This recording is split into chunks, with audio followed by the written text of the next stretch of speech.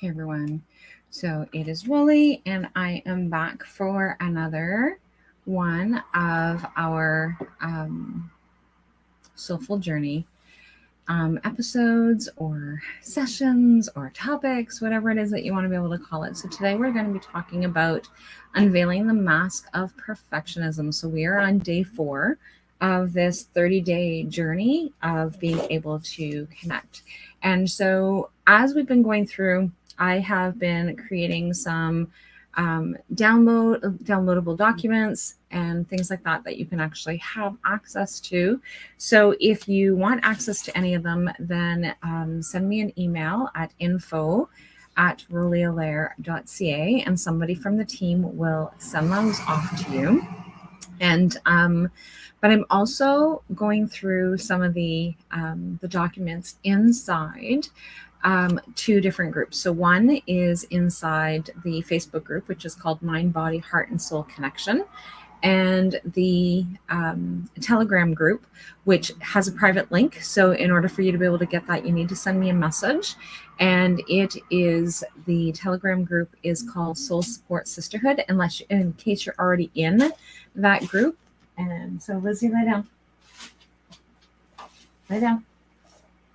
In case you're already in that group, that's where it is that we are connecting and going through these challenges and feedback and supporting each other. So those are the 2 places that I am hanging out, going through and talking about some of these in more depth. So I'm going live in multiple places. So I'm live on my personal page, on my business page, on LinkedIn, on YouTube, as well as the Mind, Body, Heart, and Soul Connection Facebook group. And then I'm also sharing this to my podcasting site, which is Mind, Body, Heart, and or Chatting with Wisdom. Apparently, I don't know where I'm doing. So it's on Chatting with Wisdom and on all the podcasting sites. And I share the first 10 minutes of this on TikTok. So there's all these different places where we can connect. So you may be finding me from multiple places, but info@rolialair.ca is where you're going to be able to connect with the team to get different resources that I'm going to be sharing as we're going along. So for those of you who are just coming in and saying like, hey, what is she talking about? So September 1st, at the beginning of September, I decided that I was going to do this 30-day journey. And so one of the things that I shared was that I have been kind of in and out of work this past summer. So like I've been still doing groups and things like that. But some days I'm working, some days I'm not working, just enjoying the summer and enjoying that time. And so with fall starting back up again, so I'm still on holidays officially until tomorrow.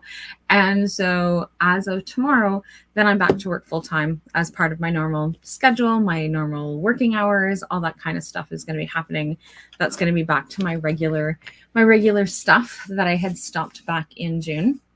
And so, and I just thought that this would be a good way of being able to kind of re-engage myself back into the swing of things. And I thought I would bring you guys along on this journey of just this reset of as we prepare for the fall season and kind of going through that part of things. And so today's topic fits really, really well with this whole conversation that I'm having right now, is about being able to be removing that perfectionism. So like, I'm not saying like don't ever do spell check and make sure that you don't have spelling errors, but it's that don't stress over the fact that you don't have that you have spelling errors. Go back and fix them, do it so that it's going to be whatever it is that you need to. I hate seeing spelling mistakes in things, and my grammar is not always the best because sometimes my French takes over. But and so when somebody corrects me and says, hey, but before it would be if somebody corrected me, it would be like, oh my gosh, I can't believe that I actually just put that out there. And now everybody can see that. And it's like, who cares? Everybody makes spelling mistakes sometimes. Sometimes it's simply just a typo. And so then go back, fix it, do whatever it is that you need to be doing. But it's something that took me a really long time to be able to let go of. And so I have really stressed and about some of those things and how that has impacted me. And so when we talk about how we can let go of some of the perfectionism. And again, I'm not saying like don't make sure that things are done well, but nobody's perfect. And yet we live in this illusion of everything needs to be perfect. And some people just won't do stuff until it's perfect. And so that's one of the other issues that we have, is that you just keep redoing it and redoing it and redoing it, and it never gets to that perfect stage or perfect product. And so like I know that different people who use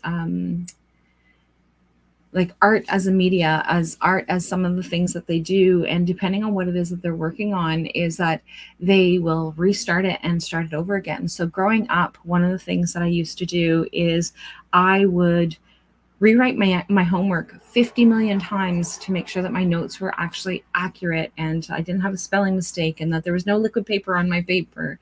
And so for those of us who are old enough to be doing liquid paper, and so just making sure that everything is like, I didn't want to have marks in my in my documents or whatever it is that I was doing. And so like if I made a mistake on my document, then I would start over again and start from the beginning. And those were things that like really added extra pressure. And so then I was doing homework for hours and hours and hours in primary grades because I needed it to be perfect. I needed to make sure that there was no mistakes. And that's the whole point of learning. And so not being able to stress yourself out from doing that is really key. And so like now it's a lot easier. You can actually do so much, like, and we do a lot of things on the computer, and there's spell checks, and sometimes spell check still doesn't catch it, but it's still like all those different things. We have different tools that we can actually do that. So that decreases that part of the stress, but it still is all that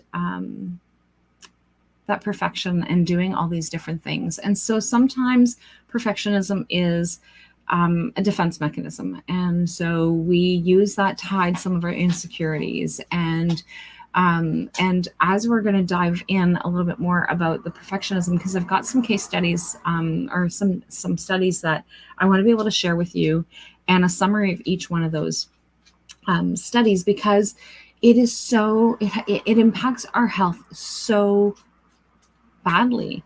And so I'm the person who is going to walk in a room and I'm going to straighten things back out again. So if I walk into a room and the couch is a little bit off from where it's supposed to be, then I go back and I straighten it. And if I go into the kitchen and something's not in the right spot in the cupboard, then I'm going to put it back exactly where it is that it's supposed to be. And it's just something that I just do instinctively. And then after I'm doing it, then I'm like, oh, why does it matter? Why does it matter? It really doesn't matter. But it's still ingrained in making sure that all those things. And so it's just being able to have that part of things. And so sometimes it's habits. Sometimes it's about being able to hide our imperfections and that kind of thing. So now the studies, I'm going to read these studies to you, and so that you actually have an idea of what they are. So I'm going to move this over so that I can see it better. Okay. So excuse me. And okay, so when we're talking about, so a number of studies have accentuated the negative repercussions of harboring perfectionistic tendencies, and a few are outlined. So this one here is increased stress levels. So a study published in the Journal of Personality in 2017 illustrated that individuals with high levels of perfectionism were more prone to experiencing elevated stress levels. This is primarily due to the constant pressure to meet unrealistic high standards. The next one is correlation with anxiety and depression. And so that is kind of where it fits for me, is that anxiety, being able to have those things. So I know that this study definitely impacts me. So a research article in Cognitive Therapy and Research in 2002 pointed out that perfectionism has a strong correlation with anxiety and depression. When individuals fail to meet their exceedingly high standards, it often results in feelings of inadequacy and hopelessness, thus cultivating a ground for anxiety and depressive symptoms. And so I have learned to be able to let some of those things go. However, this is definitely one, like I definitely fit within this study. So impaired relationships. Perfectionism does not only affect the individuals themselves, but also their interpersonal relationships. A study in the Journal of Family Psychology in 2014 showed that perfectionistic tendencies can create a strain in relationships, leading to increased conflict and reduced satisfaction. And so, one of the things that I needed to learn when my kids were little, and it's still something that I still need to work on.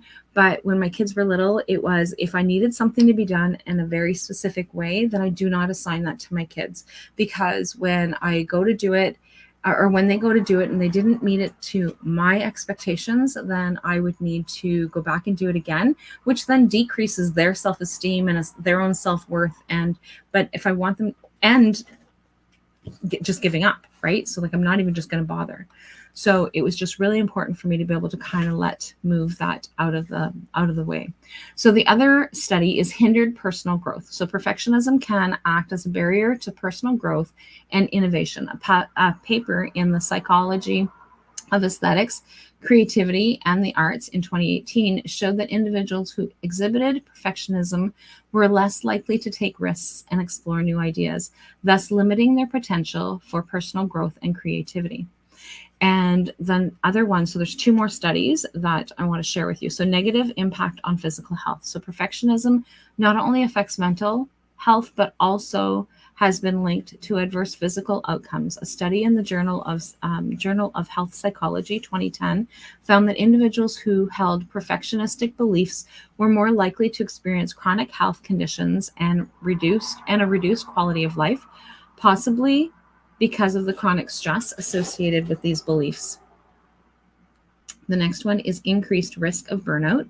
So in the work environment, perfectionism has been linked to increased rates of burnout. A study in the personality of individual differences, Journal 2015, illustrated that the constant strive for perfection could lead to exhaustion and delusionment,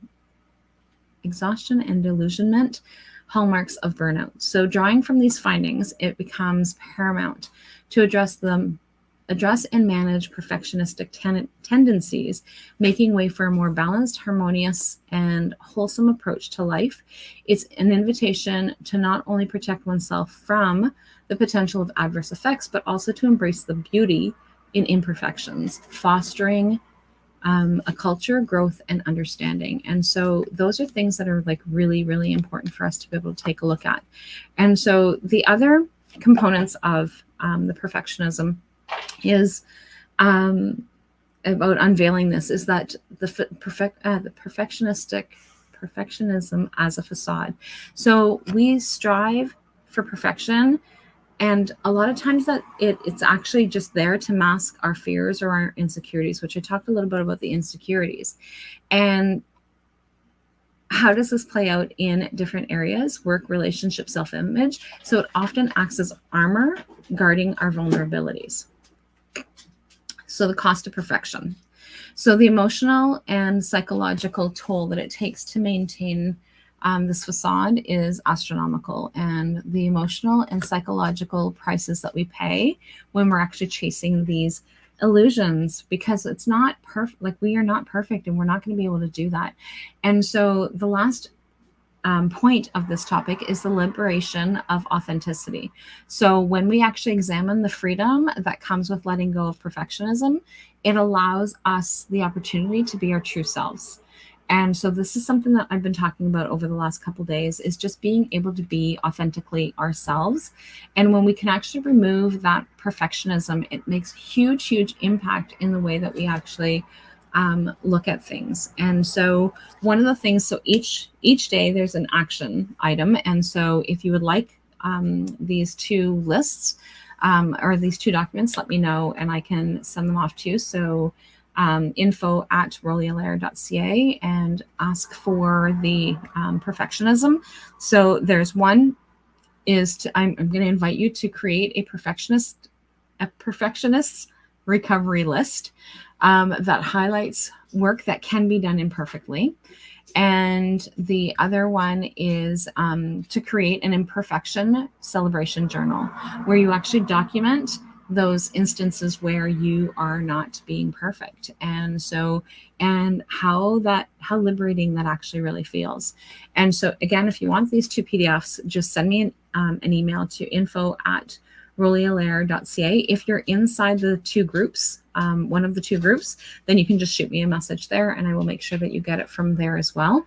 But yeah, so that's where we're at for today. And I will be back on again tomorrow.